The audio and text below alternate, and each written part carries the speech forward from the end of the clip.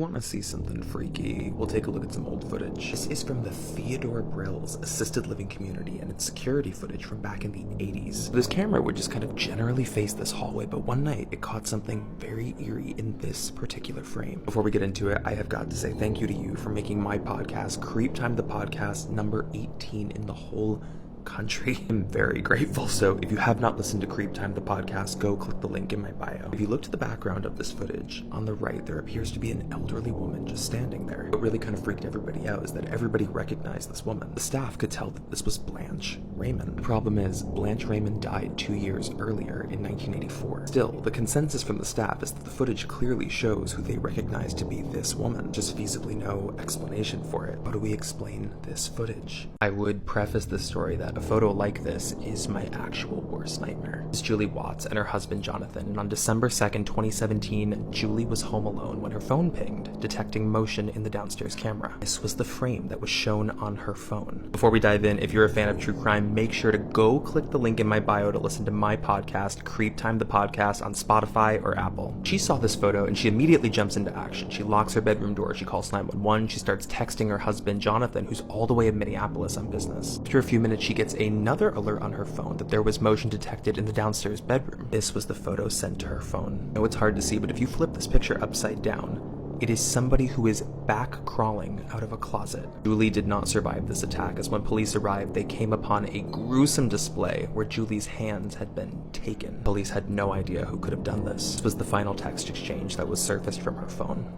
I know it's dark, I know it's bedtime, but does something feel kind of strange with this photo? Alright, so this picture was taken by Bonnie Mathis. She was a backpacker who was staying in the White Rose Hostel in Germany in 2014. She took this photo outside of her room to send to her boyfriend after she was repeatedly hearing noises from the hallways, having not even realized what it was she caught. Before we jump in, I have got to say thank you to you guys for listening to my podcast, Creep Time the Podcast. You made us the 18th top true crime podcast in the entire country. That's a big deal. Thank you for listening, and if you haven't already, please go click the link in my bio. Now, don't forget, Bonnie was backpacking alone through this, and she stopped contacting her family. Eventually, that brings German police back to the hostel where she was last seen. Reporting I saw, she was found to be partially eaten, but it didn't make sense because her bedroom door was still locked from the inside. Then they found this photo, finding this. Someone had been watching her from inside the walls. I tried to enhance the picture, but no one knows who this was. The question that has long plagued police is, what do we make of the McGrady tapes? So back in 2001, at a Blockbuster in McGrady, North Carolina, a car drove by in the parking lot and just dropped a tape outside of the building. So employees saw that and they went outside to get the tape, and they were like, who would drop a tape off like that? Until they looked at it and they noticed something was wrong. This was the tape that was recovered from the parking lot, and it was completely unlabeled. According to the story, they took it to the back room where they were able to play it back, and this was the footage they found. It is a 40-minute video of a person's face looking under what looks like a bathroom stall, and it's completely silent, like straight uncut 40 minutes of this and the cameraman just breathing heavily while they videotape this. Management turned the tape over to police, and the strangest part is that a search canine signaled that the tape had traces of human decomp on it. To this day, whoever's behind the McGrady tape is a mystery.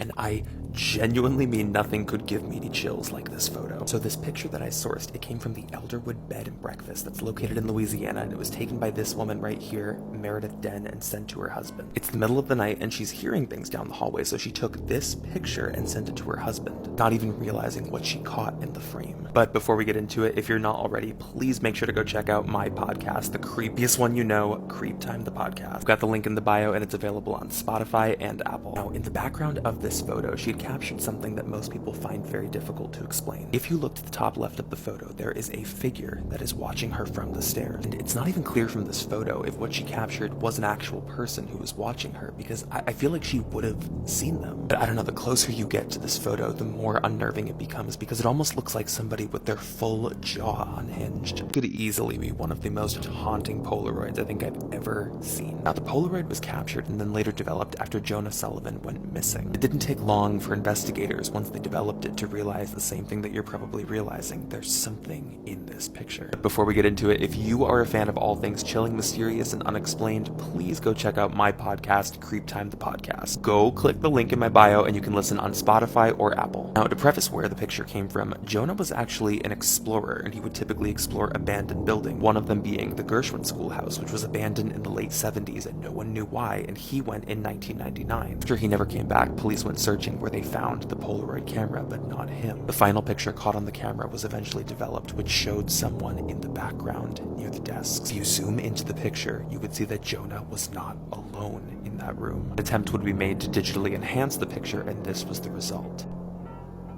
I already know this video is going to show up at night for you. I don't care. You tell that there is something deeply wrong with this photo. It was discovered in a hidden lockbox after her grandfather had passed, and the woman who found it, Michaela Jerome, she thought the same thing that you did. There's something that's kind of off about this picture. Very quickly, if you're not already, make sure to go check out my podcast, The Scariest One You Know, Creep Time the Podcast. You can use the link in my bio. We're on Spotify and Apple. Well, the photo, she was almost sure, clearly showed the staircase of her family home, but she couldn't be sure about what this was in the center until she enhanced the photo. A hauntingly clear image of what appears to be a woman clawing her way up those stairs. She eventually turned in this photo for analysis with the police, and it took them 4 months, but they determined that this was more than likely a scenario of captivity. If her grandfather did take this picture, he had this woman in his possession. Still, nobody would even know who she was. I want to talk about this photo. Pictured here is middle schooler Jean McCoy at her friend Meredith Wan's house after school. What kind of looks like a very innocent photo of maybe just two girls hanging home alone after school,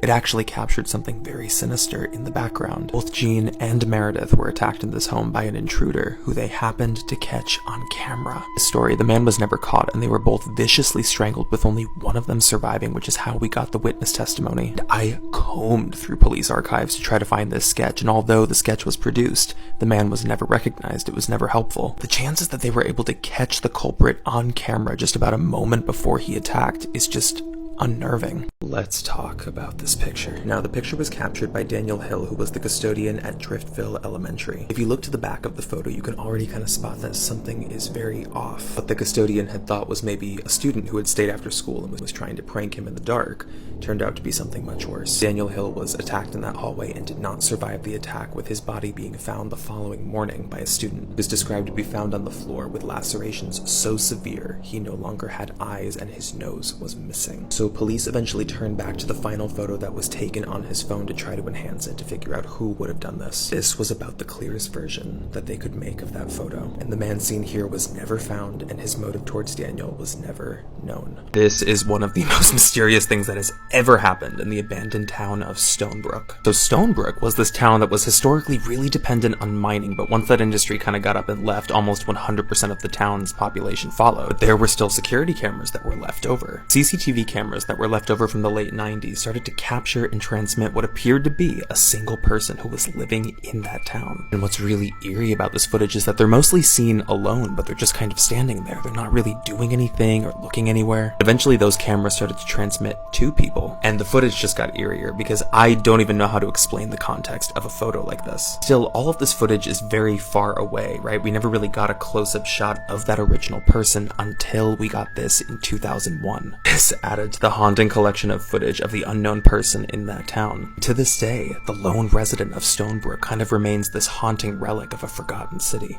Let's talk about this picture. So this is a still that was actually captured from video footage that was taken by Project Ghost Town, and if you look to the top of the staircase, you'll notice there's something wrong with the photo. But to bring you this episode of Creep Time, I am partnering up with Spyfly. This is the site for running background reports. If you're getting insights for safety purposes, property, or even reverse phone lookups, Spyfly is perfect for vetting first dates, even if you want to reconnect with long-lost loved ones. Make sure to check the link in my bio, sign up for Spyfly today. This group, they went to go visit a town called Demeril, which is really infamous because back in the day, everybody left this town on the same day. Nobody ever knew why. While exploring abandoned houses, they started taking video and caught this. They looked at the footage and they looked at the top of the staircase and realized what they had caught was an unknown face. Despite them claiming they searched the house and they were sure they were alone, the footage has largely gone unexplained. Is it haunting the reason everybody left Demeril back in the day?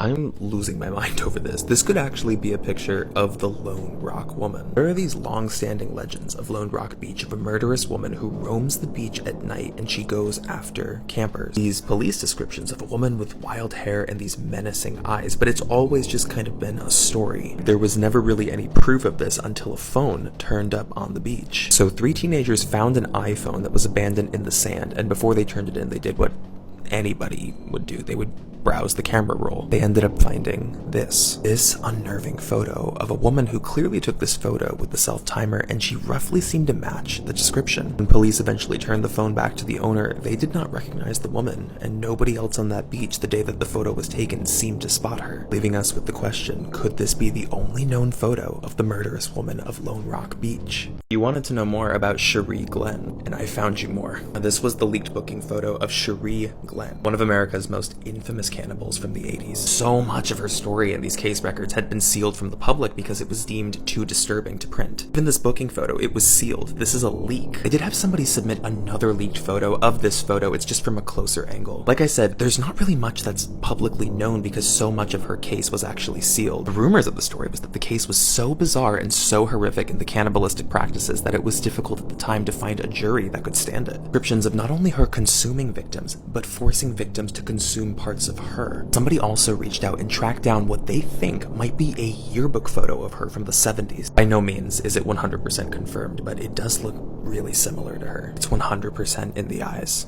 What do you think makes this picture so disturbing to look at? This is a real photo of the Hiroshima shadows. It's the last trace of the exact spot where this person stood in Hiroshima, Japan. This is exactly as they were at 8:16 a.m. August 6, 1945, as the atomic bomb detonated over the city. It's like looking at their last moment here that's burned into the stone. Why even tell you this story? Why bring up a nuclear attack? Well, experts would tell us that the risks are rising, partly because of what you're using to watch this video. Literally as simple as a computer or your phone. Computers are vulnerable to these increasingly sophisticated cyber attacks, and as more and more computers are integrated into the worldwide nuclear system, they are also susceptible to cyber attacks. Even just technical errors have brought humanity to a nuclear brink in the past, and in today's cyber age, there's no telling when humanity's luck is going to run out. More people, elected leaders who can become aware of the threat of hacked nukes, the less likely we will ever see a picture like this again. So I found something on the internet that most people have not seen. This is the only known photo of Cherie Glenn. This is a leaked booking photo. It's from like back in the 80s when she was one of the most famous cannibals in the US before she was caught by police. The reason the photo was leaked is because at the time, her appearance was considered so disturbing for most people that it was decided that they would conceal her booking photo as well as her interrogation footage. Even the nature of her crimes is not public information that was also sealed in the affidavit, as it was described as highly grotesque and complex. Even today, there's not much public information that's known about where she's being held, and that leaked photo is the only image that has ever been seen of one of America's most terrifying women. I think a lot about the story behind this picture. No matter how many times I tell it, it's still chilling. In the 18th district of Hong Kong in the early 2000s, this picture was captured outside of an apartment window. What the news articles described was that witnesses saw her, she appeared to be having some kind of psychotic episode, and they thought that was the end of it. It was just a midday bizarre disruption. What they didn't know was that this person would become the primary suspect in one of the worst murders the 18th district would ever see. Roughly 40 minutes, maybe after that picture was taken, and about 2 miles from the location, a family home of 9 was broken into with only 1 person surviving that attack. Now, the sole survivor of the attack was able to give a witness testimony to the police. This is the only photo they've ever run up the suspect on television, but what he described she did almost sounded inhuman. Breaking bones, ripping people's jaws open with her bare hands, even a report that she tried to eat people. This frame is the only one we got of her. Let's talk about this picture. Captured by a student athlete who was only publicly named in this story as Jason M. He was staying after school when he caught this in his high school hallway. He thought he was hearing noises in the hallway, that maybe a friend of his was pranking him, but he had no idea what he had captured. But before we get into this, a huge shout out to the sponsor of today's video, the podcast Civil. They're a duo that's focusing not on murder trials, but on civil trials that are taking place within the justice system. Catch them anywhere that you get your podcasts. Now, for the photo that Jason had captured, at first glance it looks like nothing but maybe a dark hallway, until he was found strangled and police turned to his camera roll. Cropped in, if you look to the far right of the picture, police believe that he may have captured his attacker, who they think was a woman, but her motive remains unknown. Witness reports of those who were near the school around the attack would would link to this police sketch of the unknown woman. There were some digital trails found on Jason's phone that could have suggested he was in with a bad crowd, but this is the closest evidence we've got to a picture. Let's talk about this picture. It was captured by Amanda Clark in 2017 when she was walking by the window of her ski cabin and she saw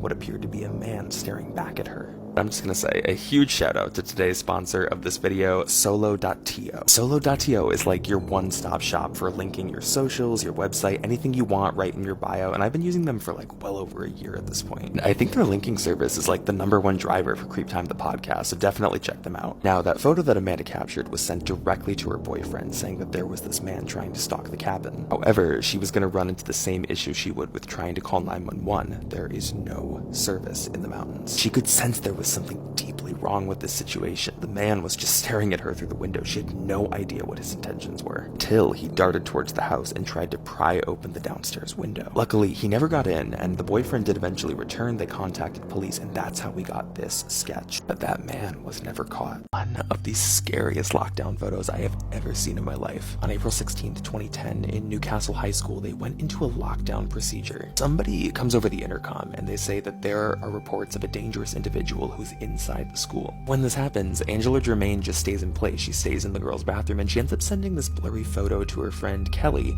and she's like, I've got to stay in here, oh my god. What she didn't realize was that when she sent that picture, in the dimmed emergency lights of that bathroom, she had captured the intruder who was hiding behind the end stall. But by the time her friend even notices the face and tells teachers and police and they get to the bathroom, Angela was found stabbed more than 15 times, having later succumbed to those injuries. Because of Angela's final photo and 2 other witnesses in the school, they do make a composite sketch, but they would never find this person. The only thing that we have left is the final frame in her camera roll. And if you are loving Creep Time, make sure to go follow on Insta. This is an update video on everything that police are saying on the University of Idaho case. 4 students were found in an apartment building in what has been named the worst stabbing in the town's history. At this point, more than a week has passed, and the people of this town and the families don't have a suspect, and they don't even actually know where the weapon is, but police do believe it was similar to what's shown here. What we do know now is that police are saying the 2 roommates who were found alive are completely out of suspicion. It's believed they slept through the whole thing. Police also know that Xana might have been the only one who was conscious when she was attacked, as she was the only one found with significant defensive wounds. From reports that I'm seeing, anyone who was in or around that food truck is no longer in suspicion. The new location where police are fixating on is this 3 to 6 a.m. window in the back parking lot. You can see it right here. It's very wooded, it's secluded, and it has a very clear path to the apartment. Police are also saying they no longer believe the dog that was found skinned 3 weeks earlier is connected to this case. I think that's everything that the public knows, and we're all just waiting on additional details. Something is going on at the University of Idaho. Okay, so if you haven't heard about this story, police responded to a 911 call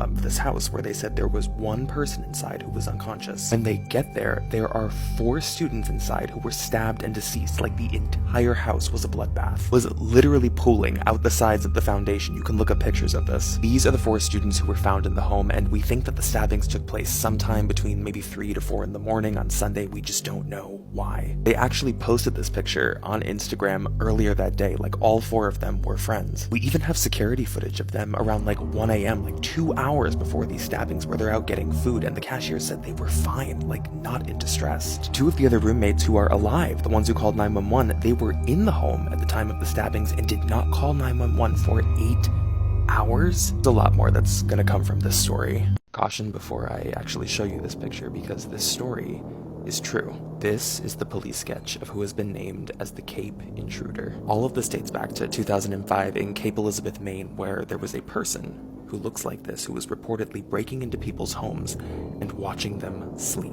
Like, people described that they would wake up, right, in the early mornings, and the first thing they would see was this man standing in their room, and the second they saw him, he would just bolt, like run out of the house. He never killed anybody, he never stole anything, he just like watched people. And the last recorded break-in was around February 2006, when he suddenly seemed to stop, and they never caught this guy. What's ironic and kind of disturbing about the photo is that he is a watcher, and it almost feels like when you're looking at it, he's watching you. And as always, if you're loving Creep Time, make sure to go follow on Insta.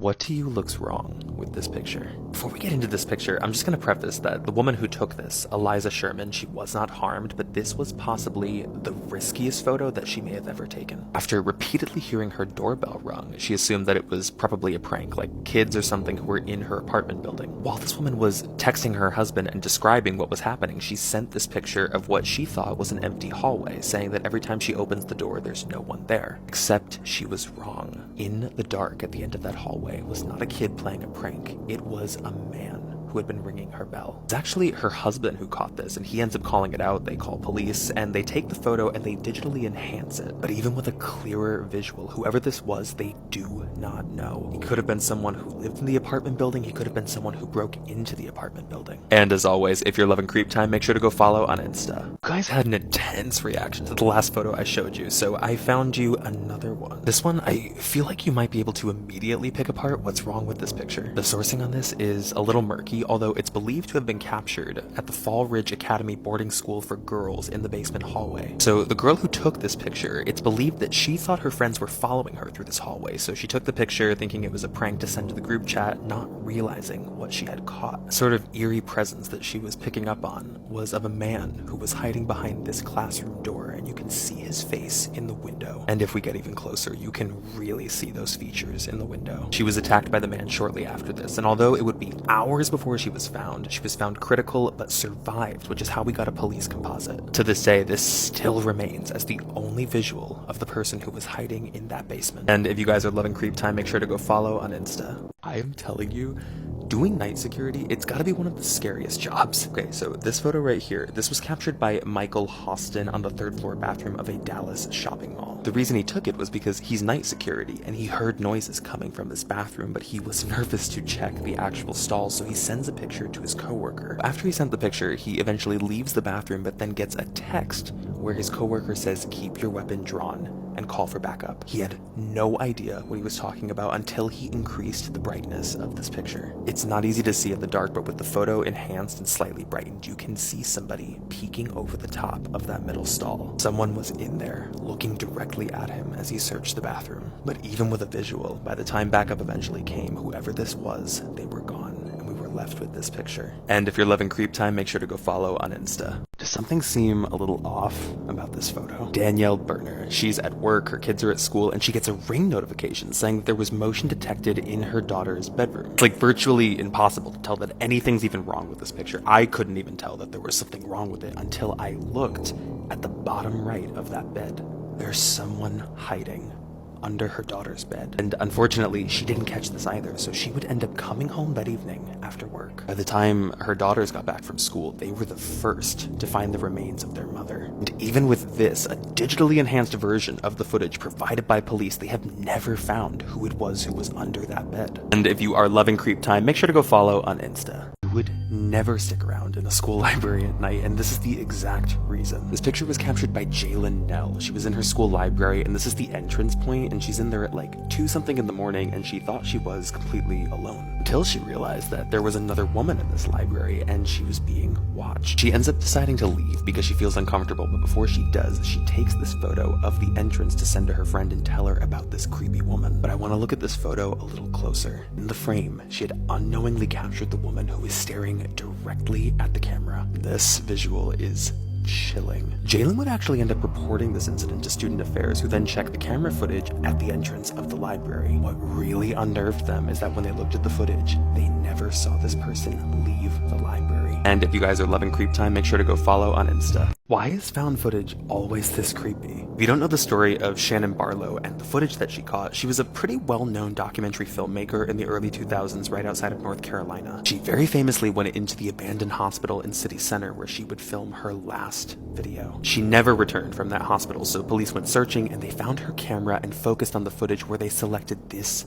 frame. I looked at it and I'm like, why this frame? What is important about it? And if you look to the background on the right, you'll see it. In the right doorway of this hallway, there is a man who is watching her as she filmed this. Despite an investigation, her remains were never found, but there was evidence of a struggle, so it suggested that she didn't survive this. The enhanced video footage is the only visual that we have of who is believed to be her assailant. And if you guys are loving Creep Time, make sure that you go follow on Insta. Do you ever see a picture that just makes your stomach drop? This is a still from an alert that a woman named Alexis Randall got on her phone. It's from a security camera that was set up in her living room, but she's looking at this and she's thinking the same thing you are. She's like, what's wrong with the picture here? Why did the motion detector go off? But then look a bit closer, specifically at the bathroom door. This man who was staring at the camera from the doorway. She spots this picture and she immediately panics and calls the police, but by the time they get there, this guy is gone. What really freaked her out even more is that when police got there, they found evidence that the bathroom window had been tampered with. Further security footage would show that the man had crawled through the bathroom window the night before and was hiding in the hallway bathroom all through the night, even while she was in the house. And if you guys are loving Creep Time, make sure to go follow on Insta. The strangest feelings that I can imagine is just feeling like your reality isn't very real. There's a very strange event that took place in Duluth, Minnesota in 1988 where every single TV in this town turned on by itself at the exact same time. This was the image that flashed on the screen for exactly 4 minutes. It did move, and what's even eerier is that it actually spoke and would repeatedly say it was stuck between realities. It happened in like every single household, and it was quick, but there were some people who were able to get pictures of their screens. At some point, everybody thought this was some kind of elaborate prank until this happened. State troopers and government officials came into Duluth and privately removed TVs from almost every household and then compensated everybody, and nobody really knew why. State officials would eventually claim this was for security reasons, but a lot of people questioned, was this a prank, or was this something else? Creepy serial killers you didn't know about.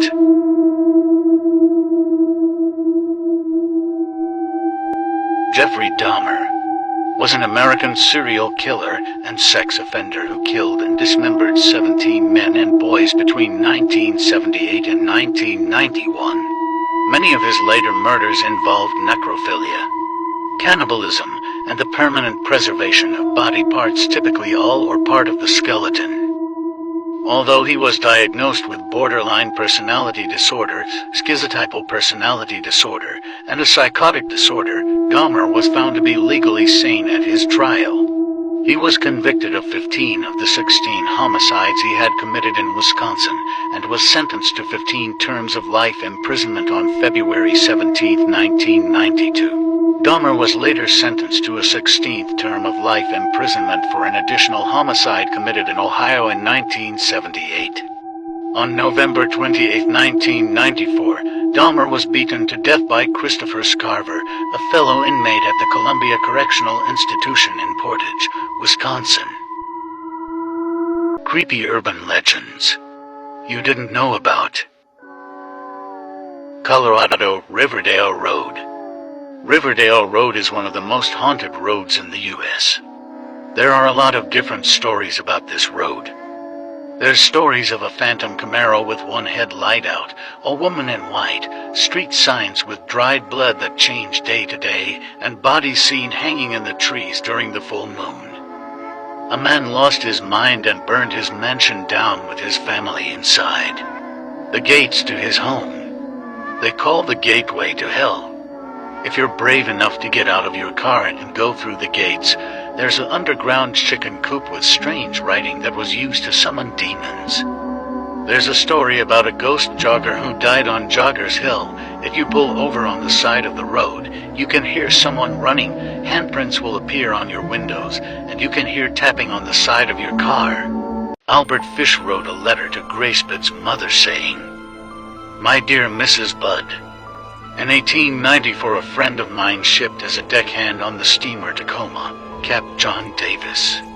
They sailed from San Francisco to Hong Kong, China.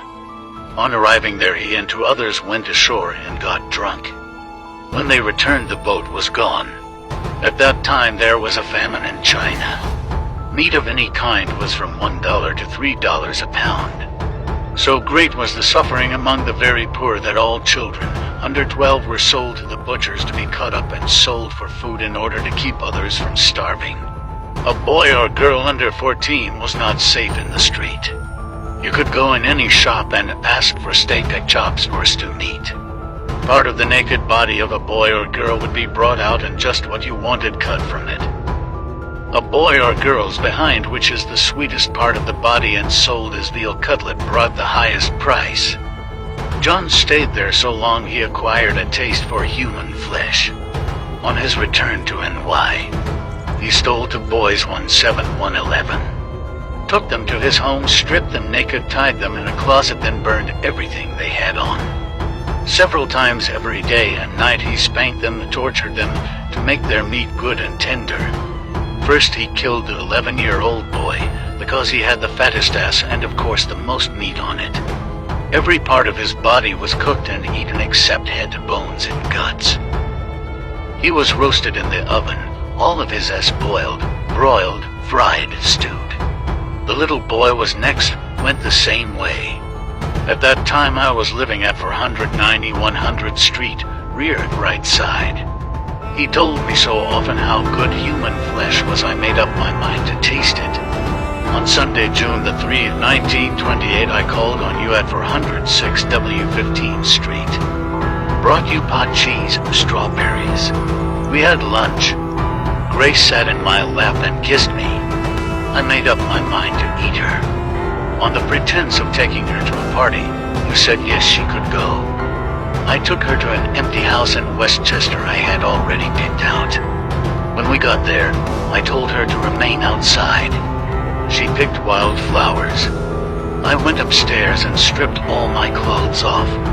I knew if I did not, I would get her blood on them. Creepy fact you didn't know about.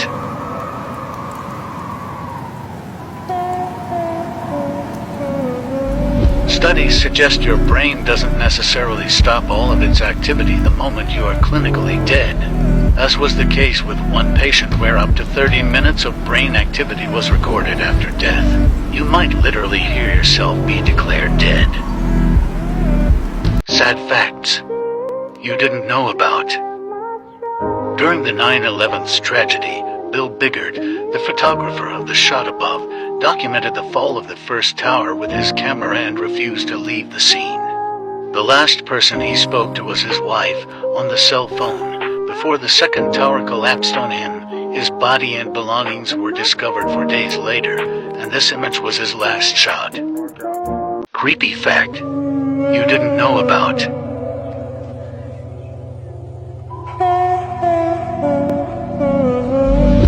Serial killer Robert Hansen abducted his victims and then flew them all the way to his very isolated cabin in the Alaskan mountains. He then released them and then hunted them like wild animals, with a knife and his semi-automatic rifle. Interesting facts you didn't know about. While filming Tokyo Drift, the crew couldn't get a permit to film a scene in Shibuya. They filmed it anyway, and the studio hired a fall guy to claim to be the director and spend a night in jail. Scary facts you didn't know about. Friends noticed that Danielle Harkins, a 35-year-old school teacher near St. Petersburg, Florida, started acting strangely in June of 2012, developing an interest in demonic rituals. Danielle Harkins told the kids as they were gathered around a small fire near St. Petersburg Pier that they needed to rid their bodies of demons by cutting their skin to let the evil spirits out, then burning the wounds to ensure they can't return. Harkins doused one teen's hand with perfume and set it on fire. The boy suffered second-degree burns. Another was cut with a broken bottle on the neck. Harkins cauterized the wounds with a small key she heated with fire. After she was arrested, the students never spoke about the event or commented on the arrest.